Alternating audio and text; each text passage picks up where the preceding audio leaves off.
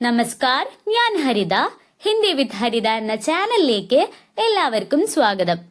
ഇന്നത്തെ ക്ലാസ്സിൽ നമ്മൾ പഠിക്കാൻ പോകുന്നത് ഇക്കായി ഏക്കാണ്, അതായത് ഒന്നാമത്തെ യൂണിറ്റ്. ഒന്നാമത്തെ യൂണിറ്റിന്റെ പേരാണ് ദുലാരെ പൽ. ദുലാരെ പൽ എന്ന് പറഞ്ഞാൽ പ്രിയപ്പെട്ട നിമിഷങ്ങൾ എന്നാണ്. ഇവിടെ ദുലാരെ പൽ എന്ന് എഴുതിയതിന് ചുറ്റുമായി പ്രകൃതിയിലെ ഓരോന്നിന്റെ ഭംഗിയുള്ള ചിത്രങ്ങൾ കൊടുത്തിട്ടുണ്ട്. ഇപ്പൊ പ്രകൃതിക്ക് ഹിന്ദിയില് പ്രകൃതി എന്ന് തന്നെയാണ് പറയുന്നത്. അതിവിടെ ഞാൻ എഴുതി കൊടുത്തിട്ടുണ്ട്. പിന്നെ എന്താ ഉള്ളത്? ആകാശം ഉണ്ടല്ലേ, ആകാശത്തിന് ആസ്മാൻ എന്നാണ് പറയുക. അതേപോലെ മേഘം ഇങ്ങനെ മൂടിക്കിടക്കുന്നുണ്ട് ആകാശത്തില്, മേഘത്തിന് ബാദൽ എന്നാണ് പറയുക. സൂര്യൻ ഉദിച്ചു വരുമ്പോൾ നമ്മുടെ പ്രകൃതിയിൽ ഒരുപാട് മാറ്റങ്ങൾ കാണാൻ സാധിക്കും അല്ലെ. ഈ വെയില് വരുമ്പോൾ പൂക്കൾ വിടരുകയും പൂമ്പാറ്റകൾ അതിൽ വന്ന് തേൻ നുകരൊക്കെ ചെയ്യും. അതേപോലെ മരങ്ങൾക്കും അതിലുള്ള ഇലകൾക്കൊക്കെ ഒരു ഉണർവുണ്ടായിരിക്കും. നമുക്കിവിടെ സൂര്യന്റെയും പൂക്കളുടെയും പൂമ്പാറ്റകളുടെയും അങ്ങനെ പലതിന്റെയും ചിത്രങ്ങൾ തന്നിട്ടുണ്ട്. ഇവിടെ സൂര്യൻ ഉദിച്ചു വരുന്നുണ്ട് അല്ലെ. സൂര്യന് ഹിന്ദിയില് സൂരജ് എന്നാണ് പറയുന്നത്. പിന്നെ മരങ്ങളൊക്കെ നമുക്ക് കാണാൻ പറ്റുന്നുണ്ട്. മരത്തിന് പേട് എന്നാണ് പറയുക. പിന്നെ നമുക്കിവിടെ ഒരു പൂന്തോട്ടത്തിന്റെ ചിത്രമാണല്ലേ തന്നിട്ടുള്ളത്. പൂന്തോട്ടത്തിന് ബഗീച്ച എന്നാണ് പറയുന്നത്. ഇവിടെ പൂക്കളിൽ വന്ന് പൂമ്പാറ്റകള് തേൻ കുടിക്കുന്നൊക്കെ ഉണ്ടല്ലേ. ഇപ്പൊ പൂക്കൾക്ക് പൂവിന് ഫൂൽ എന്നാണ് പറയുക. പൂമ്പാറ്റയ്ക്ക് തിത്തലി എന്നാണ് പറയുന്നത്. പിന്നെ പൂവിന്റെ മൊട്ട് നമുക്ക് അവിടെ കാണാൻ പറ്റുന്നുണ്ടല്ലേ. മൊട്ടിന് കലി എന്നാണ് പറയുക. അതിന് താഴെയുള്ള ഈ ചിത്രത്തില് തത്തകൾ പറന്നു പോകുന്നതാണല്ലേ കാണിക്കുന്നത്. അപ്പോ തത്തയ്ക്ക് തോത്ത എന്നാണ് പറയാ. അപ്പൊ ഇതൊരു പക്ഷിയാണ്, പക്ഷികൾ പറന്നു പോകുന്നു എന്ന് പറയുമ്പോ പക്ഷിക്ക് ചിടിയ എന്നാണ് പറയുക. ഇവിടെ കുന്നും മലയൊക്കെ ഉണ്ടല്ലേ. അപ്പൊ ഈ കുന്നിന് പഹാഡ് എന്നാണ് പറയുക. മരത്തിന് എന്താ പറയാ? പേട് എന്നാ പറയാ. പിന്നെ കുറെ പൂക്കളുണ്ട്, പൂവിന് എന്താ പറയാ? ഫൂൽ എന്നാണ്. ഇവിടെ സൂര്യന്റെ വെയിലിന്റെ ഒരു സാന്നിധ്യം നമുക്ക് കാണാൻ സാധിക്കല്ലേ. കാരണം ചുവപ്പും ഓറഞ്ചും മഞ്ഞയും ആകാശ നിലയും കലർന്നതാണ് ആകാശം. വെയിലിന്, സൂര്യപ്രകാശത്തിന് ധൂപ് എന്നാണ് പറയുക. ഈ ചിത്രത്തിലുള്ള ഓരോന്നും നിങ്ങൾ ഹിന്ദിയിൽ പഠിച്ചു വെക്കുക. നിങ്ങൾ 5ാം ക്ലാസ്സിൽ പഠിക്കുന്ന കുട്ടികളാണ്. ഇതൊക്കെ അറിഞ്ഞിരിക്കണം. കാരണം പരീക്ഷയ്ക്ക് ഓരോ പക്ഷിയുടെയും മൃഗത്തിന്റെയും പ്രകൃതിയിലുള്ള ഓരോന്നിന്റെയും ചിത്രം നൽകി അതിനെന്തായിരിക്കും ഹിന്ദിയിൽ പറയുക എന്നൊക്കെ ചോദ്യം വരും. അപ്പൊ ഇതൊക്കെ നിങ്ങൾ എന്ത് ചെയ്യുക? നന്നായിട്ട് പഠിച്ചു വെക്കുക. അപ്പൊ നമുക്ക് കവിതയിലേക്ക് കടക്കാം. നമ്മുടെ കവിതയുടെ പേര് ധൂപ് ആ ഗയി എന്നാണ്. ഇത് എഴുതിയിട്ടുള്ളത് പ്രയാഗ് ശുക്ലാണ്. ധൂപ് എന്ന് പറഞ്ഞാൽ വെയില്, സൺഷൈൻ എന്നൊക്കെയാണ്. ആഗയി വന്നു, വെയില് വന്നു എന്നാണ് നമ്മുടെ കവിതയുടെ ഹെഡിങ്. അപ്പൊ ഹെഡിങ് എന്താണെന്ന് നിങ്ങൾക്ക് മനസ്സിലായല്ലോ. അതിന്റെ മീനിങ് ഒക്കെ മുകളിൽ എഴുതി കൊടുത്തിട്ടുണ്ട്. അപ്പൊ നമുക്കിനി കവിതയിലേക്ക് കടക്കാം. ഇത് 8 വരികളുള്ള ഒരു കുഞ്ഞു കവിതയാണ്. നമുക്ക് ആദ്യത്തെ 4 വരിയിലുള്ള വാക്കുകളും അതെങ്ങനെയാണ് വായിക്കേണ്ടതെന്നും അതിന്റെ അർത്ഥങ്ങൾ എന്തൊക്കെയാണെന്ന് മനസ്സിലാക്കിയതിനു ശേഷം ബാക്കിയുള്ള 4 വരികൾ പഠിക്കാം. അപ്പൊ നമുക്ക് കവിതയിലെ ആദ്യത്തെ 2 വരി വായിച്ച് അതിന്റെ അർത്ഥം മനസ്സിലാക്കാം.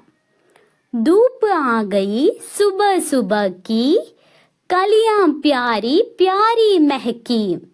ധൂപ് എന്ന് പറഞ്ഞാൽ വെയില്, ആ ഗയി വന്നു, സുബ സുബ, സുബഹ് എന്ന് പറഞ്ഞാൽ രാവിലെ, കലിയാം മൊട്ടുകളാണ്. കലി എന്ന് പറഞ്ഞാൽ മൊട്ട്, കലിയാം എന്ന് പറഞ്ഞാൽ മൊട്ടുകൾ, പ്യാരി പ്യാരി എന്ന് പറഞ്ഞാൽ മനോഹരമായ, മെഹക്കി സുഗന്ധം പരത്തി. ധൂപാകി സുബ സുബക്കി, രാവിലെയുള്ള രാവിലത്തെ വെയില്, സൂര്യപ്രകാശം വന്നു. കലിയാം പ്യാരി പ്യാരി മെഹക്കി, മൊട്ടുകൾ മനോഹരമായ സുഗന്ധം പരത്തി.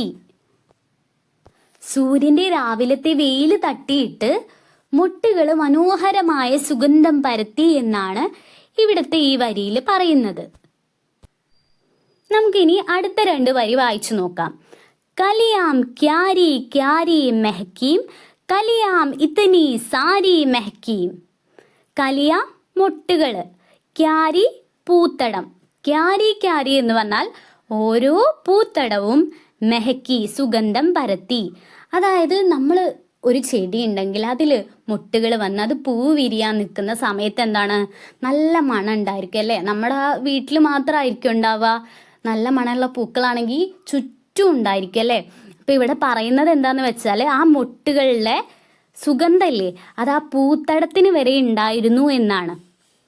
കലിയാം ഇത്തിനി സാരി മെഹക്കി. കലിയ എന്ന് പറഞ്ഞാല് മുട്ടുകള്, ഇത്തിനി എന്ന് പറഞ്ഞാല് ഒത്തിരി, ഒരുപാട്, എന്താണ്, സാരി എന്ന് പറഞ്ഞാൽ അധികം, കുറേ, മെഹക്കി സുഗന്ധം പരത്തി. ഈ പൂമുട്ടുകൾ എന്താണ്, ഒത്തിരി സുഗന്ധം പരത്തി എന്നാണ് ഇവിടെ പറയുന്നത്. ഈ 4 വരിയിൽ എന്താ പറയുന്നത്? രാവിലെ വെയിൽ വന്നു. വെയിൽ വരുമ്പോൾ നിങ്ങൾ കണ്ടിട്ടില്ലേ, നമ്മുടെ വീട്ടില് ചെടികളൊക്കെ ഉണ്ടെങ്കിൽ അതിൽ കുഞ്ഞു മുട്ടുകൾ ഉണ്ടായിരിക്കും. ആ മുട്ടുകള് വെയിൽ തട്ടുമ്പോൾ വിരിഞ്ഞു വരും. ഈ മുല്ലപ്പൂ ഒക്കെ ഇല്ലേ, അതുപോലത്തെ നല്ല മണമുള്ള, നല്ല സ്മെല്ലുള്ള പൂക്കളുടെ മുട്ടുകൾ തന്നെ നല്ല എന്തായിരിക്കും, നല്ല സ്മെല്ലായിരിക്കും, നല്ല സുഗന്ധമായിരിക്കും അല്ലേ. അത് വെയിൽ തട്ടി വിരിഞ്ഞു വരുമ്പോൾ അതിന്റെ സ്മെല്ല് എന്താണ്, ആകെ പരക്കും. അത് തന്നെയാണ് നമ്മുടെ ഈ കവിതയിലുള്ള ഈ വരികളിൽ പറയുന്നത്. രാവിലെ വെയിൽ വന്നു, മുട്ടുകള് മനോഹരമായ സുഗന്ധം പരത്തി. മുട്ടുകള് ഓരോ പൂത്തടത്തിലും എന്താണ്, സുഗന്ധം പരത്തി. ഈ പൂമുട്ടുകൾ എന്താണ്, ഒരുപാട് ഒത്തിരി സുഗന്ധം പരത്തി എന്നാണ് ഈ വരികളിൽ പറയുന്നത്. അപ്പൊ നമുക്കിനി അടുത്ത 4 വരി വായിച്ചു നോക്കാം. ഇത് നമ്മുടെ കവിതയിലെ അവസാനത്തെ 4 വരിയാണല്ലേ. നമ്മുടെ മുകളിലത്തെ വരികളിലൊക്കെ എന്താണ്, രാവിലെ വെയിൽ വരുമ്പോൾ പ്രകൃതിയിൽ ഉണ്ടാകുന്ന പല മാറ്റങ്ങളെ കുറിച്ചാണ് പറഞ്ഞിട്ടുള്ളത്. അപ്പൊ ഇനി ഈ 4 വരിയിൽ എന്താണ് പറയുന്നത് എന്ന് നമുക്ക് വായിച്ച് മനസ്സിലാക്കാം. ഹവാ ബെഹരഹി ടണ്ടി ടണ്ടി ഗൂമരിഹി വഹ് ബെഹക്കി ബെഹക്കി. ഹവ കാറ്റ്, ബെഹരഹി എന്ന് പറഞ്ഞാല് വീശിക്കൊണ്ടിരിക്കുന്നു. ടണ്ടി ടണ്ടി എന്ന് പറഞ്ഞാല്, ടണ്ടി എന്ന് പറഞ്ഞാല് തണുത്ത, കോൾഡ് എന്നാണ് അതിന്റെ അർത്ഥം. ഗൂമരഹി, ഗൂമരഹി എന്ന് പറഞ്ഞാൽ ചുറ്റി അടിച്ചുകൊണ്ടിരിക്കുന്നു. വഹ് അത്, ബെഹക്കി ബെഹക്കി എന്ന് പറഞ്ഞാല് തത്തി കളിച്ചുകൊണ്ട്. നമ്മുടെ സൂര്യൻ ഉദിക്കുന്ന സമയത്ത് ഒരു സുഖമുള്ള ഒരു തണുത്ത കാറ്റ് വീശിക്കൊണ്ടിരിക്കില്ലേ, ആ കാറ്റ് ഇങ്ങനെ തത്തിക്കളിച്ചുകൊണ്ട് എല്ലായിടത്തും ഇങ്ങനെ കറങ്ങി നടക്കും. അതിനെ കുറിച്ചാണ് ഈ 2 വരിയിൽ പറയുന്നത്. ഉടുത്തി ഉടുത്തി ആയി ചിടിയാം ഫുദക് ഫുദക്കർ വേ ഭീ ചഹക്കി. ഉടുത്തി ഉടുത്തി പറന്ന് പറന്ന്, ആയി ചിടിയാം പക്ഷികള് വന്നു. ഇവിടെ നമുക്ക് ചിത്രത്തിൽ ഒരു പക്ഷിയെ കൊടുത്തിട്ടുണ്ടല്ലേ. പക്ഷിക്ക് എന്താ പറയാ, ചിടിയ. പക്ഷികൾക്ക് എന്താ പറയാ, ചിടിയാം. അപ്പൊ അത് മനസ്സിലാക്കി വെക്കുക. നമുക്കിനി ബാക്കി കവിത വായിച്ചു നോക്കാം. പറന്ന് പറന്ന് പക്ഷികൾ വന്നു അല്ലേ. അതിനുശേഷം എന്താ ഉണ്ടായത്, ഫുദക് ഫുദക്കർ വേ ഭീ ചഹക്കി. ഫുദക് ഫുദക്കർ എന്ന് പറഞ്ഞാല് ചാടി ചാടിക്കൊണ്ട്, വേ ഭീ ചഹക്കി അവര് ചിലച്ചു. ഈ പക്ഷികൾ എന്താണ്, ഇങ്ങനെ ചാടി ചാടിക്കൊണ്ട് ചിലച്ചു. നിങ്ങൾ കണ്ടിട്ടില്ലേ, രാത്രിയാവുമ്പോ എന്താണ്, പക്ഷികൾ കൂടഴയും. പക്ഷെ സൂര്യപ്രകാശം വരുമ്പോഴെന്താണ്, സൂര്യൻ ഉദിക്കുന്ന സമയത്ത് അവര് കൂട്ടിൽ നിന്ന് പുറത്തേക്ക് ഇറങ്ങും അല്ലേ. എന്നിട്ട് ഇങ്ങനെ ഉയർന്ന് പറക്കും. അതിനൊക്കെ കുറിച്ച് തന്നെയാണ് നമ്മുടെ ഈ കവിതയിൽ പറയുന്നത്. ഇപ്പൊ വെയിൽ വന്നു കഴിഞ്ഞാൽ നമ്മുടെ പ്രകൃതിയിലുള്ള ചെറിയ ചെറിയ കുഞ്ഞു കുഞ്ഞു മാറ്റങ്ങളെ കുറിച്ചാണ് നമ്മുടെ ഈ 8 വരികളുള്ള കവിതയിൽ പറയുന്നത്. അപ്പൊ ഇവിടെ എഴുതി കൊടുത്തിട്ടുള്ള വാക്കുകളുടെ അർത്ഥമൊക്കെ എന്ത് ചെയ്യുക, ടെക്സ്റ്റ് ബുക്കിലേക്ക് എഴുതുക. അതിന്റെ കൂടെ തന്നെ എന്ത് ചെയ്യുക, ഒക്കെ ഇരുന്ന് പഠിക്കും ചെയ്യുക. കാരണം എക്സാമിന് നിങ്ങൾക്ക് ചോദ്യം വരുമ്പോൾ ഇതൊക്കെ പഠിച്ചു കഴിഞ്ഞാൽ എന്താണ്, അടിപൊളിയായിട്ട് അതിന്റെ ഉത്തരം എഴുതാൻ പറ്റും. ഇപ്പൊ ധൂപ്പിന് വെയിലാണ് എന്നും, അതേപോലെ രാവിലെ എന്നതിന് സുബഹ എന്നാണ് പറയാ എന്നും, കലിയ എന്ന് പറഞ്ഞാൽ മൊട്ടുകളാണെന്നും, ക്യാരി ക്യാരി എന്ന് പറഞ്ഞാൽ ഓരോ പൂത്തടമാണെന്നൊക്കെ നിങ്ങൾ നന്നായിട്ട് പഠിച്ചു വെക്കുക. അതേപോലെ തന്നെ കാറ്റിന് എന്താ പറയാ, ഹവ എന്നാണ് പറയാ എന്നും, ടണ്ടി ടണ്ടി എന്ന് പറഞ്ഞാൽ തണുത്ത എന്നാണെന്നും നിങ്ങൾ മനസ്സിലാക്കി വെക്കുക. പിന്നെ പക്ഷികൾക്ക് എന്താ പറയാ, ചിടിയാം എന്നാണെന്നും നന്നായി മനസ്സിലാക്കി പഠിച്ചു വെക്കുക.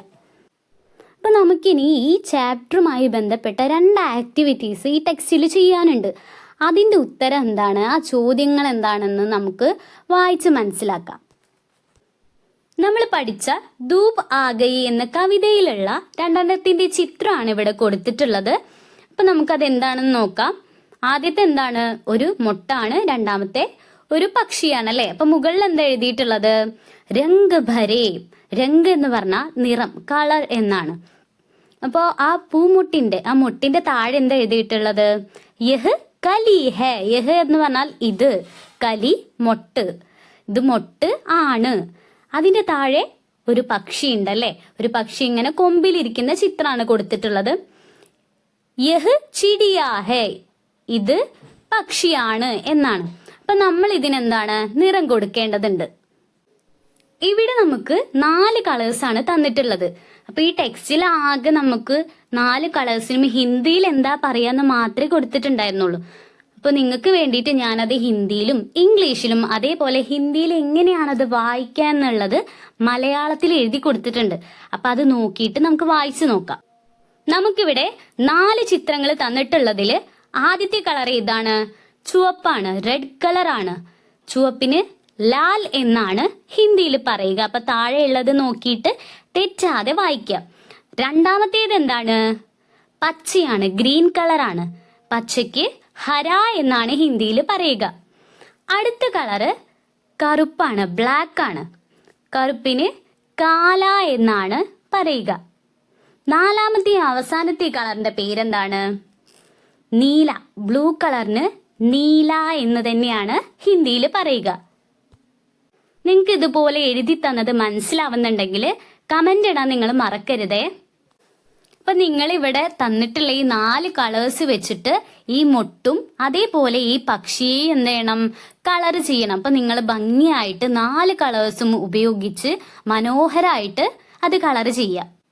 ഇവിടെ നമുക്ക് തന്നിട്ടുള്ള ചോദ്യം, ശബ്ദ പെഹച്ചാനേം കവിതാമേം രേഖാങ്കിത് കരേം. താഴെ ബലൂണിനകത്ത് കൊടുത്തിട്ടുള്ള വാക്കുകൾ തിരിച്ചറിഞ്ഞ് കവിതയിൽ പോയിട്ട് നിങ്ങൾ എന്ത് ചെയ്യണം, കണ്ടുപിടിച്ച് രേഖപ്പെടുത്തണം. അടിവരയിടാൻ, അണ്ടർലൈൻ ചെയ്യാനാണ് ഇവിടെ പറഞ്ഞിട്ടുള്ളത്. അപ്പൊ നമുക്ക് ഈ 5 ബലൂണിനകത്തുള്ളത് വായിച്ചു നോക്കിയിട്ട് അത് മാർക്ക് ചെയ്യാം. ഇവിടെ 5 ബലൂണുകൾക്കുള്ളിലുള്ളത് നമുക്കൊന്ന് വായിച്ചു നോക്കാം. റെഡ് കളറിലുള്ള ബലൂണിന്റെ ഉള്ളില് കലിയാം എന്നാണ് എഴുതിയിട്ടുള്ളത്. കലിയാം എന്ന് പറഞ്ഞാൽ പൂമൊട്ട്. ആകാശ നീല കളറിലുള്ള ബലൂണിന്റെ ഉള്ളില് ഹവ. ഹവ എന്ന് പറഞ്ഞാൽ കാറ്റ്. പച്ച കളറിലുള്ള ബലൂണിന്റെ ഉള്ളില് ക്യാരി, പൂത്തടം എന്ന് എഴുതിയിട്ടുണ്ട്. മഞ്ഞ കളറിലുള്ള ബലൂണിന്റെ ഉള്ളില് ചിടിയാം, പക്ഷികൾ എന്നാണ് എഴുതിയിട്ടുള്ളത്. പിന്നെ ധൂപ്, അവസാനത്തെ ഇതില് ധൂപ്. ധൂപ് എന്ന് പറഞ്ഞാൽ വെയിൽ, സൂര്യപ്രകാശം എന്നൊക്കെയാണ് അർത്ഥം വരുന്നത്. അപ്പൊ ആ റെഡ് കളറിന്റെ ഉള്ളില് കലിയാം എന്ന് കൊടുത്തിട്ടുണ്ട്. നമ്മുടെ കവിതയില് രണ്ടാമത്തെയും മൂന്നാമത്തെയും നാലാമത്തെയും വരിയിൽ എന്തെഴുതിയിട്ടുണ്ട്, കലിയാം എന്നുള്ള വാക്കുണ്ട്. കലിയാം പ്യാരി പ്യാരി മെഹക്കി, കലിയാം ക്യാരി ക്യാരി മെഹക്കി, കലിയാം ഇത്തിനി സാരി മെഹക്കി എന്ന് ഉണ്ട്. അപ്പൊ നമുക്കതൊന്ന് മാർക്ക് ചെയ്യാം. ഇതുപോലെ കലിയാം എന്നുള്ള വാക്ക് നിങ്ങളുടെ ടെക്സ്റ്റിൽ എന്ത് ചെയ്യുക, അടിവര ഇട്ട് കൊടുക്കുക കേട്ടോ. ഇനി പച്ച നിറത്തിലുള്ള ബലൂണിന്റെ ഉള്ളിൽ എന്താ കൊടുത്തിട്ടുള്ളത്, ക്യാരി, പൂത്തടം എന്നാണ്. അതിന്റെ വരി എന്താണ്, അതിന്റെ താഴെ ഞാൻ എഴുതി കൊടുത്തിട്ടുണ്ട്, കലിയാം ക്യാരി ക്യാരി മെഹക്കി. നമ്മുടെ മൂന്നാമത്തെ വരിയിലുള്ള ക്യാരി എന്നുള്ള വേർഡ് ഇതേപോലെ അണ്ടർലൈൻ ചെയ്യുക. അടുത്ത ആകാശനീല കളറിലുള്ള ബലൂണിന്റെ ഉള്ളിൽ എന്താ എഴുതിയിട്ടുള്ളത്, ഹവ. ഹവ എന്ന് പറഞ്ഞാൽ കാറ്റ്. ഹവ ബെഹരഹി ഠണ്ഡി ഠണ്ഡി. അത് നമുക്ക് ടെക്സ്റ്റിലൊന്ന് മാർക്ക് ചെയ്യാം. നമ്മുടെ 5ാമത്തെ വരിയിലെ ആദ്യത്തെ വാക്കാണ് ഹവ എന്നുള്ളത്. അപ്പൊ അതും ഇതേപോലെ അടിവര ഇട്ട് കൊടുക്കുക. അവസാനത്തെ 2 ബലൂണുകൾ ഉള്ളതില് മഞ്ഞ കളറിലുള്ള ബലൂണിന്റെ ഉള്ളില് ചിടിയാം എന്നാണ് എഴുതിയിട്ടുള്ളത്, പക്ഷികൾ. അതിന്റെ വരി ഉടുത്തി ഉടുത്തി ആയി ചിടിയാം എന്നുള്ളതാണ്. അപ്പൊ ചിടിയാം എന്നുള്ളത് ഇതുപോലെ മാർക്ക് ചെയ്യുക. അവസാനത്തെ ബലൂണില് ധൂപ് എന്നാണ് എഴുതിയിട്ടുള്ളത്. വെയിൽ, സൂര്യപ്രകാശം എന്നൊക്കെയാണ് അർത്ഥം വരുന്നത്. അപ്പൊ ആ കവിതയിലെ വരി ഏതാണ്, ധൂപ് ആ ഗയി സുബ സുബക്കി. നമ്മുടെ കവിതയിലെ ആദ്യത്തെ വരിയിലുള്ള ആദ്യത്തെ വാക്കാണ് ധൂപ് എന്നുള്ളത്. അപ്പൊ ധൂപ് എന്നുള്ളതിന്റെ അടിയില് ഇതേപോലെ അടിവര ഇട്ട് കൊടുക്കുക. നിങ്ങൾക്ക് ഇതുപോലത്തെ ആക്ടിവിറ്റീസ് ഒക്കെ തരുന്നത് കവിതയിലെ ഓരോ വാക്കുകളും നിങ്ങൾ ഓർത്തിരിക്കാനും, അതേപോലെ ഇങ്ങനെ വാക്കുകൾ തരുമ്പോൾ അത് എവിടെയാണ്, എത്രാമത്തെ വരിയിലാണ്, എന്താണ് അതിന്റെ അർത്ഥം എന്ന് നിങ്ങൾ മനസ്സിലാക്കി വെക്കാൻ വേണ്ടിയിട്ട് കൂടിയാണ് ഈ രീതിയിൽ നിങ്ങൾക്ക് ചോദ്യങ്ങൾ തരുന്നത്. അപ്പൊ നിങ്ങൾ എന്ത് ചെയ്യുക, ഞാൻ എഴുതി തന്നിട്ടുള്ളത് പോലെ അത് നോക്കിയിട്ട് എഴുതിയിട്ട് മനസ്സിലാക്കുക. നമ്മുടെ ചാനലിലെ എല്ലാ ചാപ്റ്റേഴ്സും ഇതേപോലെ അപ്ലോഡ് ചെയ്തിട്ടുണ്ട്. അപ്പൊ നിങ്ങളൊക്കെ അതെന്ത് ചെയ്യുക, പോയി കാണുക, എന്നിട്ട് നന്നായി പഠിക്കുക. അപ്പൊ എല്ലാ കുട്ടികൾക്കും ക്ലാസ് മനസ്സിലായി, ഇഷ്ടപ്പെട്ടു എന്ന് വിചാരിക്കുന്നു. അപ്പൊ നിങ്ങൾ എന്ത് ചെയ്യുക, പരീക്ഷയ്ക്ക് തയ്യാറെടുക്കുമ്പോൾ ഈ ചോദ്യങ്ങളും ഉത്തരങ്ങളും അർത്ഥങ്ങളും എല്ലാതും മനസ്സിലാക്കിയിട്ട് പോവുക. കാരണം ഇതിൽ നിന്നൊക്കെ ആയിരിക്കും നിങ്ങൾക്ക് ചോദ്യങ്ങൾ വരിക. അപ്പൊ നിങ്ങൾക്ക് ക്ലാസ് ഇഷ്ടപ്പെടുന്നുണ്ട്, മനസ്സിലാവുന്നുണ്ട് എന്നുണ്ടെങ്കിൽ കമന്റ് ചെയ്യാനും അതേപോലെ ലൈക്ക് ചെയ്യാനും നിങ്ങൾ മറന്നു പോകരുത് കേട്ടോ. അപ്പൊ നമുക്കിനി അടുത്ത ക്ലാസ്സിൽ കാണാം.